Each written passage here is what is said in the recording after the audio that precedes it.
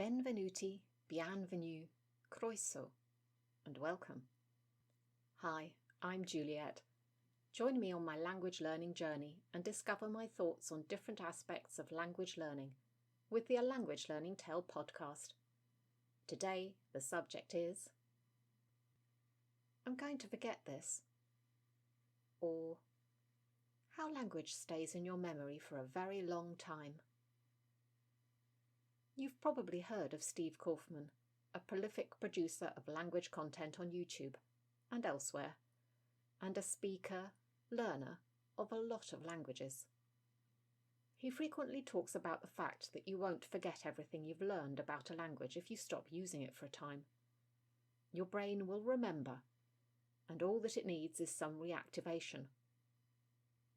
But is this true? You'll remember, if you've been listening along to all these podcasts, that I started refreshing my French language a few months back. When I say refreshing, I hadn't used it since leaving the education system at the age of 21. Let's just say that's way more than 20 years ago. A long, long time. That should be a good test of this theory, right?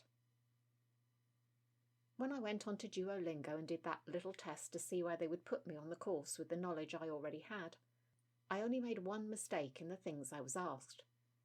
On both versions I tried. That is, English to French and Italian to French. I was very surprised by this, because it had been such a long time. But I was also pretty pleased about it, because it seemed that this was going to be a lot easier than I'd imagined. So, after having spent some weeks now on French, what have I really remembered? Was the test just a lucky streak? Well, I have remembered quite a lot, but nowhere near everything. I would say the main thing I've remembered is vocabulary.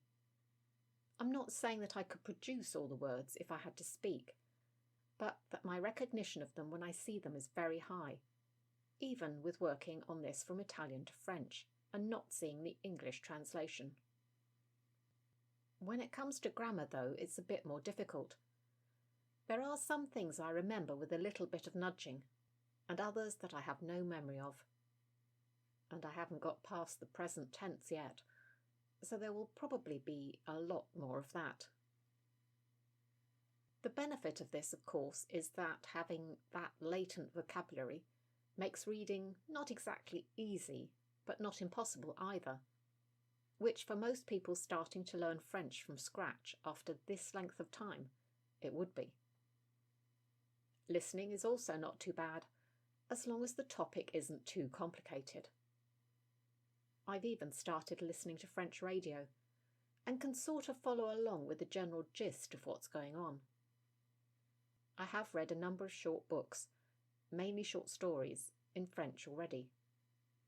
And yesterday, at time of recording, which is a few weeks ago now, I started on a full-length novel. And even that, so far, is comprehensible for me, but I am taking it fairly slowly.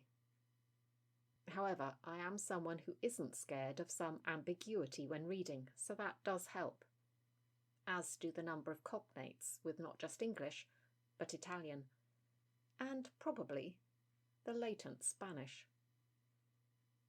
I definitely have a leg up on the building blocks for getting to grips with French again, but I'm also taking the Duolingo lessons quite slowly, letting them sink in whilst consuming other reading and listening content. Is it fair, though, to say this is simply me remembering French for all that time? Or is there something else in the mix here?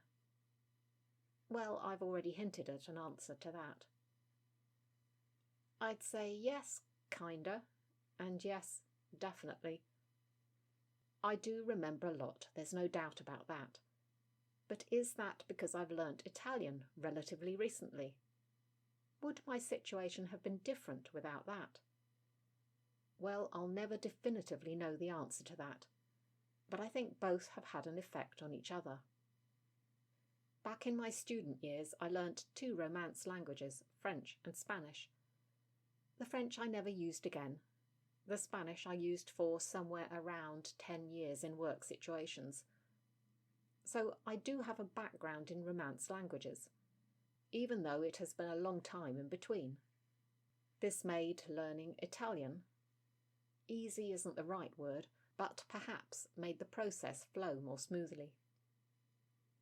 But of course, having learnt Italian so recently makes the process of refreshing the French easier too, because of the multitude of similarities between the words and the grammar.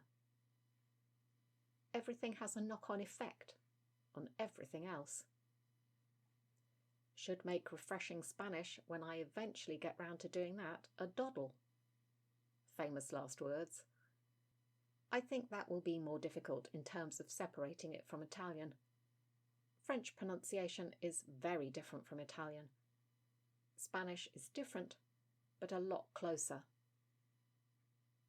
So when you hear someone say that you won't forget your language if you don't use it for a while, I'd err on the side of believing them, because it happened for me, and there's no reason it shouldn't happen for you.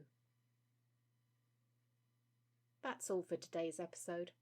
Don't forget to join me again next time for more language learning tips, tricks and tales. And in the meantime, check out the A Language Learning Tale YouTube channel for additional non-podcast content. Ciao, salut, huil, and bye for now.